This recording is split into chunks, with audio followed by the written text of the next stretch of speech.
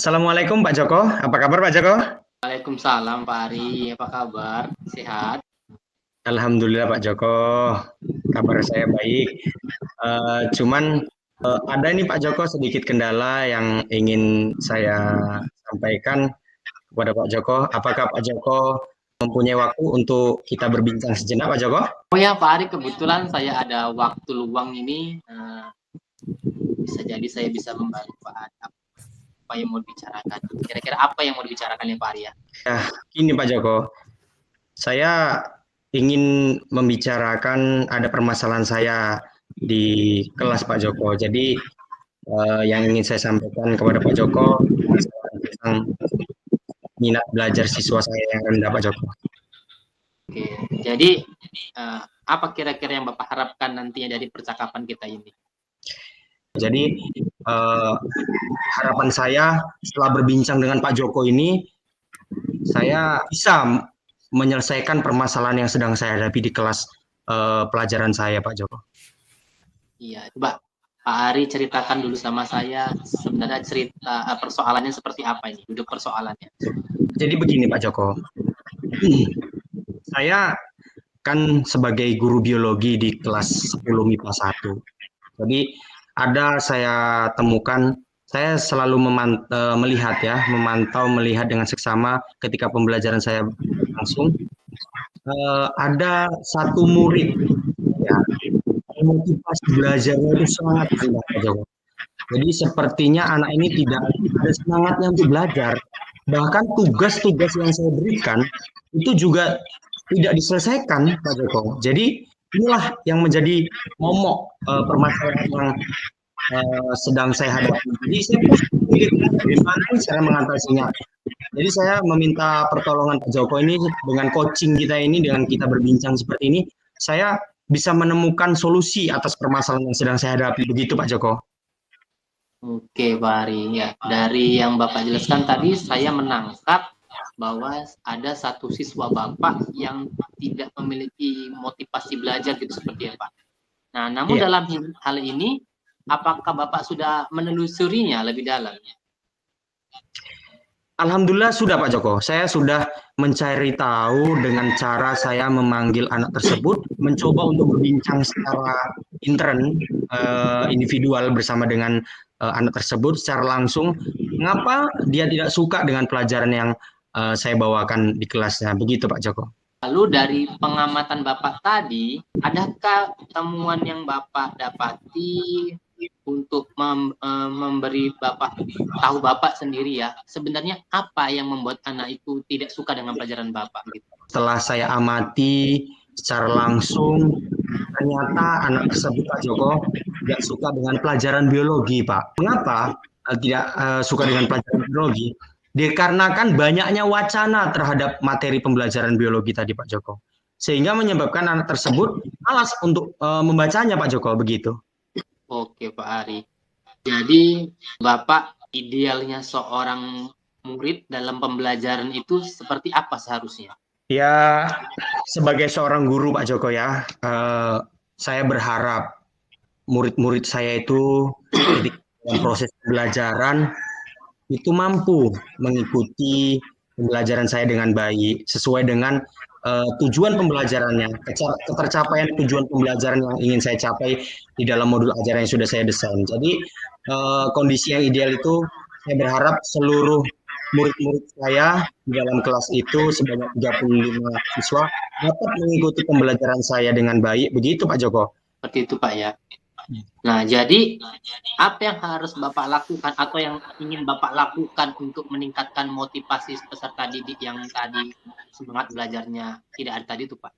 Begini Pak Joko, berdasarkan pengalaman yang sudah pernah saya lakukan, jadi ternyata saya sendiri, saya malu jadinya Pak Joko ini menyampaikan kepada Pak Joko. Jadi ternyata saya masih belum sepenuhnya Pak Joko menerapkan pembelajaran inovatif.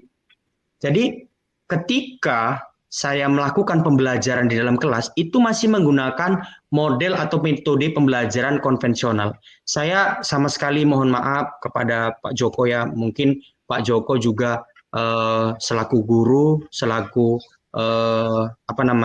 guru senior saya, sehingga saya Mohon maaf terlebih dahulu Pak Joko jika nanti penyampaian saya ini kurang pada tempatnya. Jadi mungkin saya masih menerapkan pembelajaran itu didominasi dengan ceramah Pak Joko. Saya tidak menyalahkan metode ceramah. Karena apa? Metode ceramah itu adalah salah satu penyambung antara pemahaman murid dengan apa yang akan kita sampaikan, apa yang akan kita inginkan kita tuju di dalam modul ajar kita. Nah, jadi di sini saya melihat secara langsung saya masih menggunakan model pembelajaran konvensional. Jadi saya masih monoton ceramah dari mulai awal hingga akhir itu saya tidak memberikan kesempatan kepada murid saya untuk menyampaikan pendapatnya, apa yang ingin mereka instruksikan. Jadi saya masih berfokus kepada materi saya ini harus selesai begitu Pak Joko. Jadi saya rasa itu yang menyebabkan murid tersebut merasa bosan Pak Joko ketika pembelajaran saya di dalam kelas. Begitu Pak Joko. Oke, dari yang Bapak jelaskan tadi, saya tangkap bahwasanya Bapak belum melakukan pembelajaran yang inovatif. Nah, Iya, Pak Joko. jadi untuk mencapai pembelajaran yang inovatif tersebut tadi, apa yang harus Bapak lakukan? Saya akan melakukan, Pak Joko, yang namanya menerapkan pembelajaran inovatif ini di dalam kelas saya, Pak. Jadi sesuai dengan kebutuhan, saya akan melakukan analisis kebutuhan belajar murid terlebih dahulu. Jadi sesuai dengan kebutuhan dan gaya belajar murid, sehingga anak-anak dapat termotivasi dan bersemangat untuk belajar di dalam kelas. Begitu Pak Joko.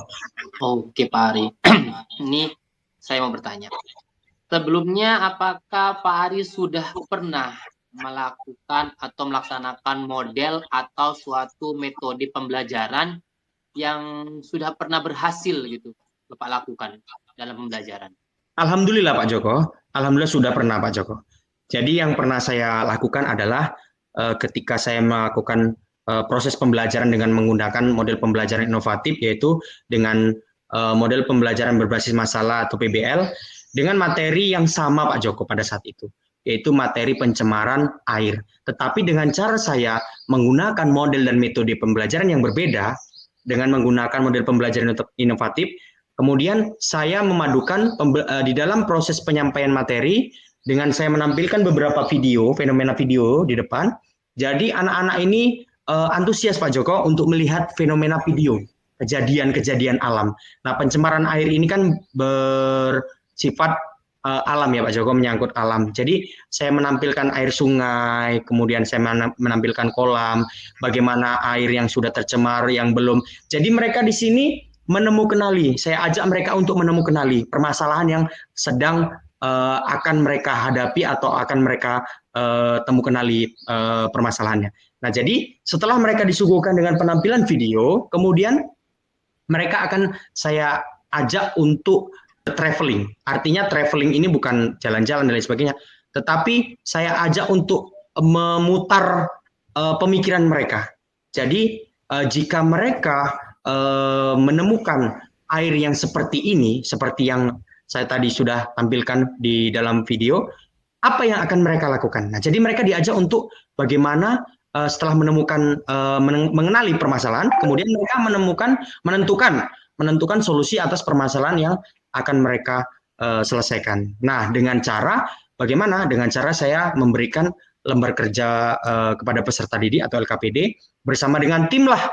Mereka nantinya akan berkolaborasi mencari tahu solusi atas permasalahan yang sudah mereka temukanali dari fenomena video yang sudah mereka lihat bersama-sama. Kemudian setelah sudah menentukan solusi atas permasalahan tersebut, baru mereka diminta untuk menyampaikan, mengkomunikasikan atas apa yang sudah mereka kerjakan bersama dengan tim kelompok. Begitu Pak Joko. Kalau dari penjelasan Bapak tadi sih, saya rasa itu sangat luar biasa Pak ya. Namun kalau kita berikan skala untuk nilai dari 1 sampai 10 Pak ya, kira-kira tingkat keberhasilannya itu di angka berapa Bapak berikan?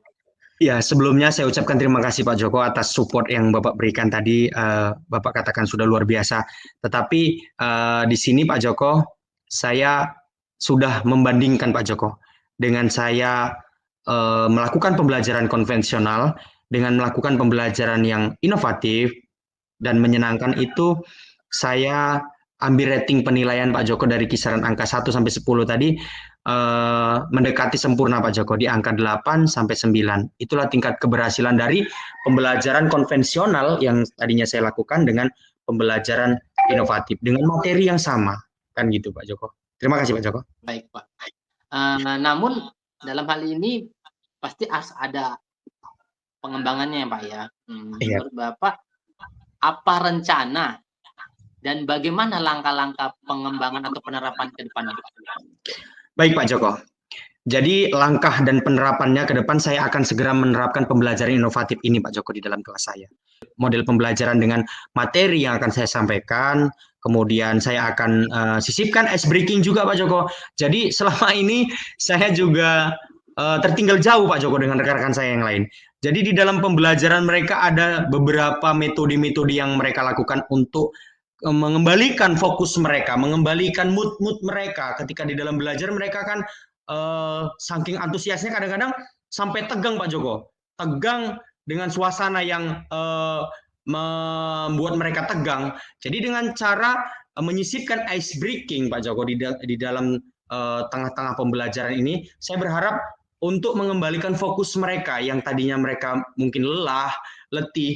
Apalagi nih Pak Joko, pembelajaran saya terletak di akhir-akhir jam pelajaran pula itu Pak Joko, dari mulai pukul 12 sampai dengan pukul 14.00. Jadi selama 3 jam pelajaran itu saya merasa mereka sudah lelah-lelahnya, letih-letihnya, lapar-laparnya di situ Pak Joko. Jadi sehingga membuat mereka malas dan motivasi belajar mereka berkurang begitu. Jadi saya harap dengan menyisipkan ice breaking di tengah-tengah pelajaran, saya dapat mengembalikan fokus mereka dan mereka kembali rileks dan tercapai tujuan pembelajaran yang saya inginkan, yang saya cantumkan di dalam modul ajar saya Pak Joko. Begitu Pak Joko.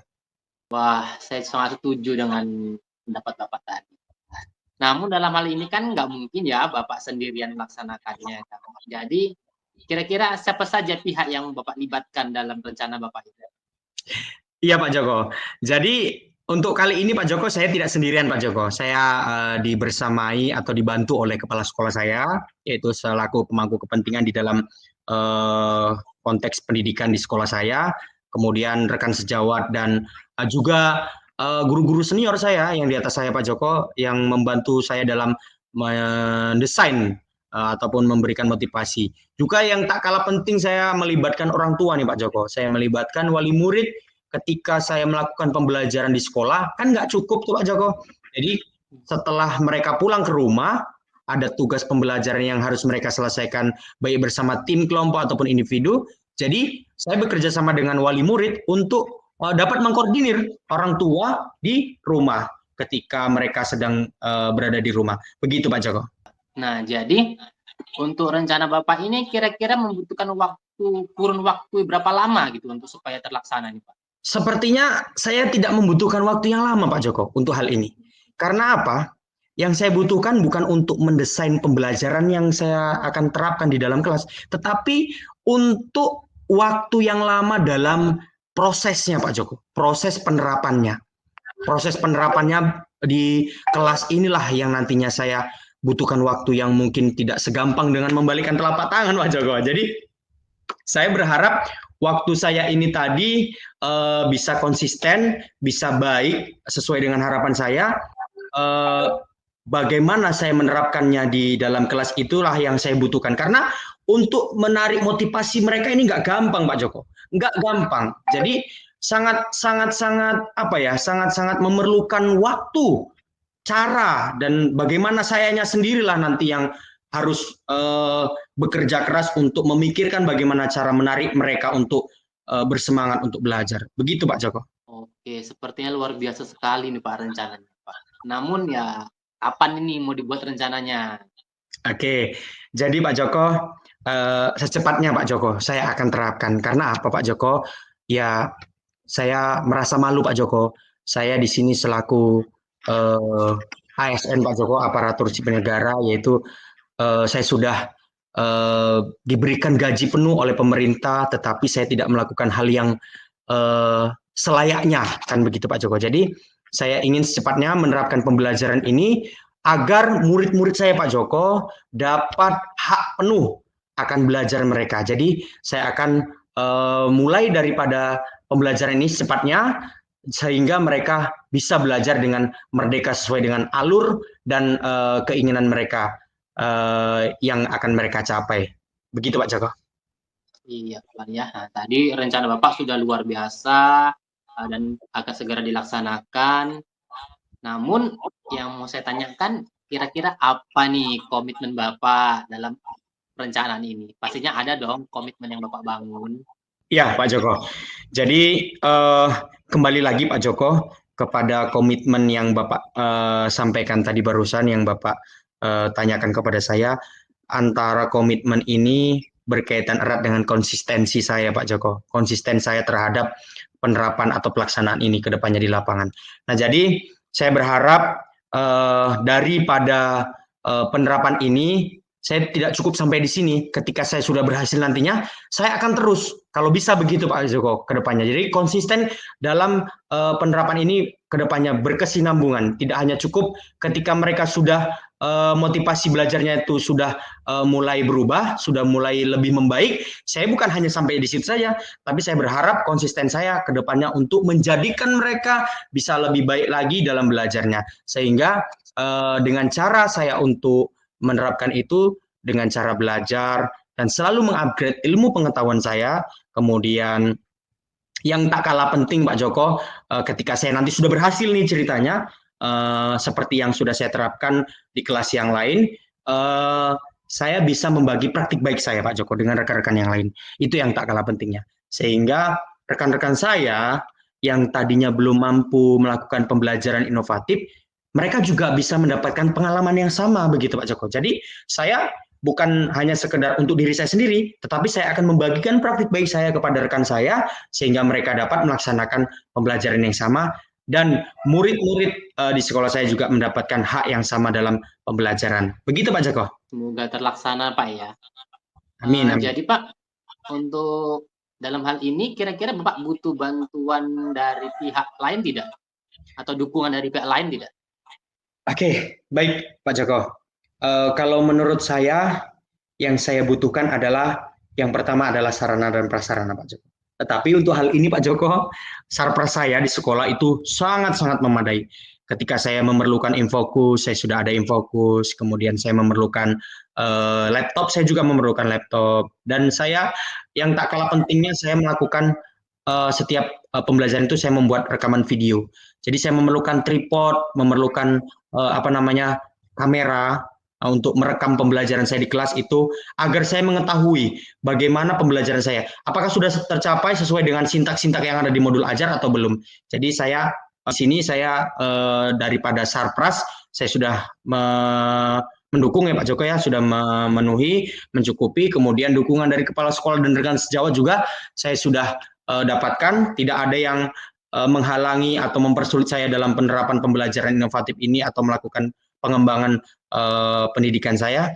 Jadi mungkin dari diri saya sendiri kembali Pak Joko yang harus kembali saya konsistensikan, agar apa?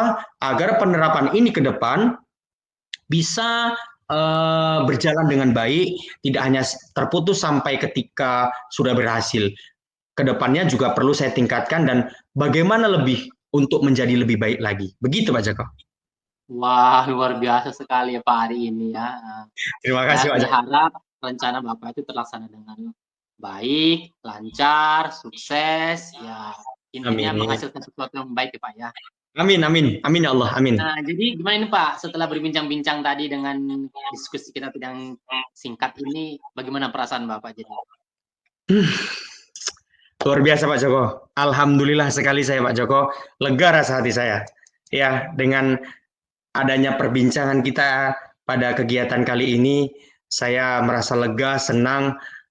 Sepertinya saya menemukan solusi Pak Joko atas permasalahan yang sedang saya hadapi dari percakapan yang sudah kita lakukan barusan.